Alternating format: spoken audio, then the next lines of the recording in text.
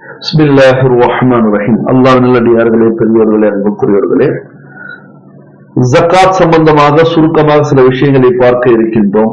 ஜக்காத் எப்படிப்பட்ட ஒரு கடமை என்று சொன்னால், இஸ்லாமிய கடமைகளில் ஒரு அடிப்படை கடமை.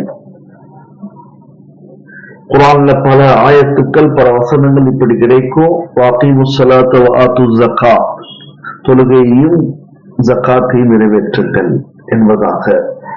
அதே மாதிரி ஒரு ஆயத்து இருக்குது, அல்லதீன யக்னிஸூன ஸஹப வல் ஃபிஸ்ஸத வலா யுன்ஃபிகூனஹா ஃபீ ஸபீலில்லாஹி ஃபபஷ்ஷிர்ஹும் பிஅஸாபின் அலீம்.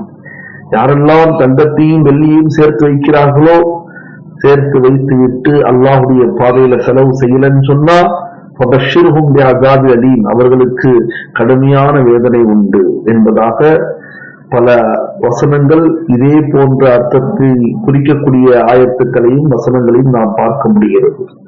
ஜக்காத் எந்த அளவுக்கு முக்கியம் என்று சொன்னால், அதை கொடுக்காதவர்கள் நரகத்தில் இருப்பார்கள். பெரும் பெரும் பாம்புகள் தீண்டும், கொத்திக் கொண்டே இருக்கும், அவர்களுக்கு சூடு கொடுக்கப்படும். இப்படிப்பட்ட ஒரு பெரிய ஒரு தஃசீலான விரிவான ஹதீஸ்கள் குவிந்து இருக்கின்றன. ஆனால் இன்னைக்கு சாதாரண ஒரு விஷயமாக நாம் ஜக்காத்தை எடுத்துக்கொண்டு இருக்கின்றோம். ஆனால் ஜக்காத்துக்கு நிசாப் இருக்குது, அளவுகோல் இருக்குது. வெள்ளிக்கு அளவு என்ன? 612 கிராம் 360 மில்லி கிராம் வெள்ளி இருந்தால், அல்லது வெள்ளி அளவிற்கு பணமாக இருந்தால், அல்லது வெள்ளி அளவிற்கு தங்கம் இருந்தால், அது ஒரு வருடம் நம்மிடத்தில் இருக்க வேண்டும்.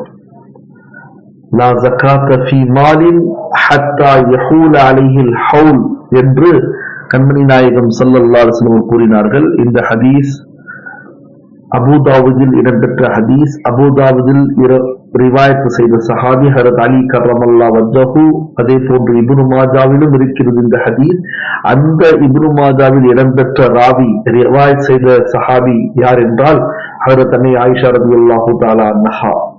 ஒரு வருடம் நம்மிடத்தில் இருக்க வேண்டும். தங்கத்துடைய நிசாப் என்ன? 87.5 கிராம். இது தங்கத்துடைய நிசாப். தங்கமாவே இருக்குன்னா 87.5 கிராம். வெள்ளியாக இருக்கிறது சொன்னால் 612.360 மில்லிகிராம். இப்போ தங்கமாவும் கொஞ்சம் இருக்குது, வெள்ளியாவும் இருக்குதுன்னு சொன்னா நம்ம டேலி பண்ணி பார்த்தா அந்த வெள்ளியுடைய அளவு வந்துருச்சுன்னா ஜக்காத் கொடுத்தாக வேண்டும். தங்கமாகவும் இல்ல, வெள்ளியாகவும் இல்ல, பணமாக இருக்கிறது சொன்னால் 2 நிசாப் சொல்லியிருக்கிறேன், 2 அளவுகோல் சொல்லியிருக்கிறோம். 2 அளவுகோல்ல எதற்கு வருகிறதோ அந்த பணம் சேர்க்கப்பட்ட, வைக்கப்பட்ட, தேவைக்கு மேற்பட்ட பணம் ஒரு வருடம் நம்மிடத்தில் இருக்க வேண்டும் என்றால் அதுல ஜக்காத் இருக்குது. அதுல பாத்தீங்கன்னு சொன்னா 40,000 ரூபாய்க்கு 1000 ரூபாய் தரணும், 80,000 ரூபாய்க்கு இன்னொரு 1000 ரூபாய், 2000 ரூபாய், 20,000 ரூபாய்க்கு 500 ரூபாய், மொத்தத்துல 1,00,000க்கு 2,500 ரூபாய் அல்லாஹ்வுடைய பாதையில தரணும். நல்லா புரிஞ்சுக்குங்க. இதுதான் ஜக்காத்துடைய கொடுக்கக்கூடிய அளவுகோலாக இருக்கிறது. இந்த அளவுகோலை நம்ம பார்த்துக்கிட்டே இருக்கும் பொழுது நிறைய விரிவான விஷயங்கள்லாம் இருக்குது. இன்ஷா அல்லாஹ் வருகின்ற காலங்களில் சொல்லப்படும். குறிப்பாக சதகத்துல் ஃபித்ர், அதுல ஒரு குறிப்பா சில விஷயங்களை சொல்லணும். அல் ஃபித்ரு அம்மன் தமூனூன, நபி அவர்கள் சொன்னார்கள், அத்து சதகத்துல் ஃபித்ரி, சதகத்துல் ஃபித்ரை நிறைவேற்றுங்கள் நீங்கள். அம்மன் தமூனூன, உங்களிடத்தில் யார் மீதெல்லாம் அவர்களை காப்பாற்ற வேண்டும், அவர்களுக்கு உணவளிக்க வேண்டும் என்ற பொறுப்பு உங்களுக்கு இருக்கிறதோ அவர்கள் சார்பாகவும் நீங்கள் சதகத்துல் ஃபித்ரை கொடுங்க என்பதாக சொல்லப்படுகிறது.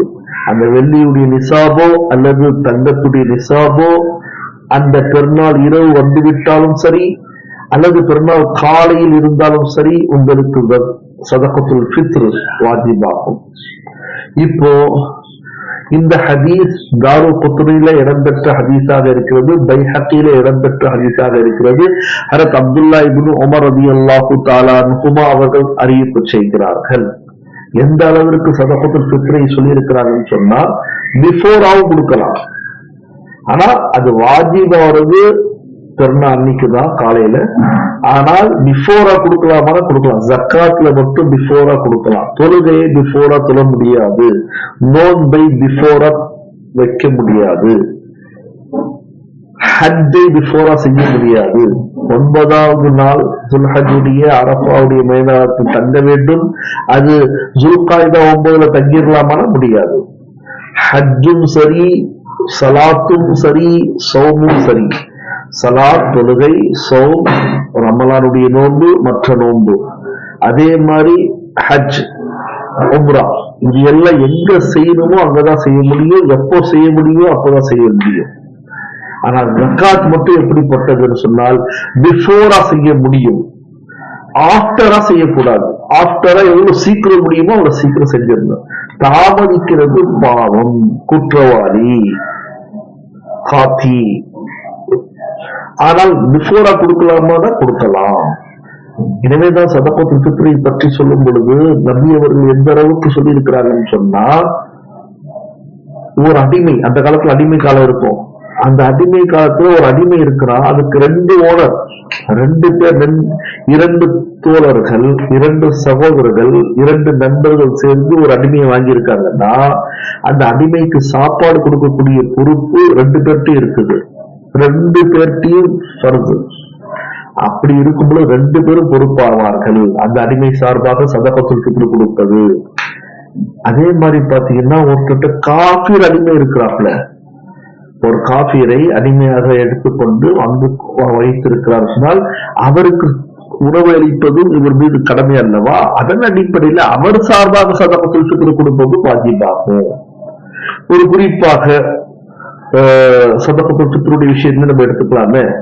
நம்ம கிட்ட எல்லாருடைய சார்பாக கொடுக்கணும், ஆனா அவங்களுக்கு காசு இல்லை. அப்போ முதல்ல கொஞ்சம் கொஞ்சம் காசு வருது, நம்ம கொடுத்துட்டு இருக்கோம். அப்படின்னா யாருடைய பங்கு முதல்ல கொடுக்கணும்னு சொன்னா, பிள்ளைகளுடைய பங்கை முதல்ல கொடுங்க. மனைவிக்கு முன்னாடி, மனைவி அப்புறம் தாமதப்படுத்துங்க. மனைவியுடைய பங்கு கொடுக்கலாம் தன்னுடைய சேவகர்களுக்கு முன்னாடி. அப்ப என்ன, மனைவியுடைய சதகத்துல் ஃபித்ரை கொடுங்க, தன்னுடைய சேவகர்கள், இப்ப சொன்ன அடிமை, அப்படிப்பட்டவர்களுக்கு முன்னாடி என்ற ஒரு கருத்தி சொல்லப்பட்டிருக்கிறது. எனவே இப்படியும் கொஞ்சம் கொஞ்சமா கொடுக்கலாம். ஜக்காத்தாவும் கொடுக்கலாம், பிஃபோரா ஜக்காத் கொடுக்கலாம், கொஞ்சம் கொஞ்சமா கொடுத்து முடிக்கலாம். ஒரேடியா கொடுக்க முடியல என்ற அடிப்படையில. எனவே அல்லாஹ்வுடையார்களே, பெரியோர்களே, இந்த அளவிற்கு அல்லாஹும் அல்லாஹ்வுடைய ரசூலும் ஜக்காத்தை பற்றி வலியுறுத்தி கூறியிருக்கிறார்கள். இன்னைக்கு பாத்தீங்கன்னு சொன்னா சொந்த உறவுக்கு நம்ம கொடுக்கறதே இல்லை, சொந்த உறவை நம்ம பார்க்கறதே இல்லை. யாருக்கு கொடுக்க முடியாது என்று சொன்னால் சதகாவையும் சதகத்துல் ஃபித்ரையும் ஜக்காத்தையும் தன்னுடைய அம்மா அத்தாவுக்கு, தன்னுடைய அம்மா அத்தாவை பெற்றவர்களுக்கு, நானா நானின்னு சொல்லுவாங்க, தாதா தாதின்னு சொல்லுவாங்க, தாத்தான்னு சொல்லுவாங்க, பாட்டின்னு சொல்லுவாங்க, இவங்களுக்கு கொடுக்க முடியாது.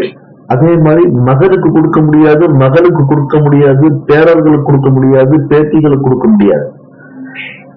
அதாவது ஒன்னே ஒண்ணு உசூலு என்னன்னு கேட்டீங்கன்னு சொன்னா, நாம் யாரால இந்த உலகத்திற்கு வந்திருக்கின்றோமோ அப்படிப்பட்டவர்கள் கொடுக்க முடியாது, அதாவது அம்மா அத்தா. நாம் யாரை பெற்றிருக்கின்றோமோ அவர்களுக்கு கொடுக்க முடியாது, அவர்கள் யாரை பெற்றிருக்கிறார்களோ அவர்களுக்கு கொடுக்க முடியாது. நம்முடைய பெற்றோர்கள் யாரால் பிறந்திருக்கிறார்களோ, அதாவது தாத்தா பாட்டி, அவங்களாலையும் அவங்களுக்கு கொடுக்க முடியாது. இப்போ இதை தவிர ரத்த உறவு, சொந்த அண்ணனுக்கு கொடுக்கலாம், தம்பிக்கு கொடுக்கலாம், தங்கச்சி கொடுக்கலாம், அக்கா கொடுக்கலாம், தம்பி பசங்கள் கொடுக்கலாம், அண்ணன் பசங்கள் கொடுக்கலாம், தங்கச்சி பசங்கள் கொடுக்கலாம், அக்கா பசங்கள் கொடுக்கலாம், மாமனாருக்கு தரலாம், மாமியாருக்கு தரலாம், அதாவது மனைவியுடைய அம்மா அத்தாவுக்கு தரலாம். அதே மாதிரி மனைவி தன்னுடைய கணவருடைய அம்மா அத்தாவுக்கு தரலாம் என்பதை விளங்கிக் கொள்ள வேண்டும். இந்த அளவுக்கு நம்முடைய உறவில் இருக்கக்கூடிய ஏழ்மையை போக்க வேண்டும். ஜக்காத்துடைய இன்னொரு நோக்கம் என்ன, ஏழைகள் இல்லாத ஒரு சமூகமாக நாம் ஆக்க வேண்டும். இன்னைக்கு ஏழைகளுக்கே தருவதில்லை என்ற அடிப்படையில் தான் நம்முடைய ஜக்காத்தெல்லாம் இருக்கிறது சொன்னால் அது மிக அல்ல. எனவே முடிந்த அளவிற்கு தன்னுடைய சொந்தத்தில் இருக்கக்கூடிய இரத்த உறவுகளுக்கு கொடுங்க, அவங்களுடைய பசியை தீர்க்குங்க, அவங்களுடைய கடனை அழியுங்க. அவங்க அடுத்த வருடம் ஜக்காத்து கொடுக்கக்கூடிய அளவிற்கு ஆக வேண்டும் என்ற ஒரு எண்ணத்தையும் வைத்துக் கொள்ளுங்க. கண்டிப்பா அல்லாஹு தஆலா மற்றவர்களுக்கு கொடுப்பதை காட்டிலும் இவர்களுக்கு கொடுக்கக்கூடிய ஜக்காத்தில் அதிகமான நன்மைகளையும் வெகுமதிகளையும் அல்லாஹு தஆலா வைத்திருக்கின்ற என்பது ஆயத்தின் மூலமாகவும் வசனங்கள் மூலமாகவும் ஹதீஸ் மூலமாகவும் நமக்கு தெளிவாக கிடைக்கிறது. எனவே அல்லாஹு தஆலா சுருக்கமாக ஜக்காத்தை பற்றி சில செய்திகளை உங்களுக்கு முன்னால் வைத்திருக்கின்றேன். விரிவான சட்டங்கள்லாம் இருக்குது. இன்ஷா அல்லாஹ் இனிமே வரக்கூடிய காலங்கள்ல பார்க்கலாம். அல்லாஹு தஆலா அனைவருக்கும் குர்ஆன் ஹதீஸுடைய அடிப்படையில ஜக்காத்தை நிறைவேற்றக்கூடிய தௌஃபீகை அல்லாஹ் தருவானாக. ஆமீன். வாஹிரு அல்ஹம்துலில்லாஹி ரப்பில் ஆலமீன். அஸ்ஸலாமு அலைக்கும் வரஹ்மத்துல்லாஹி வபரகாத்துஹு.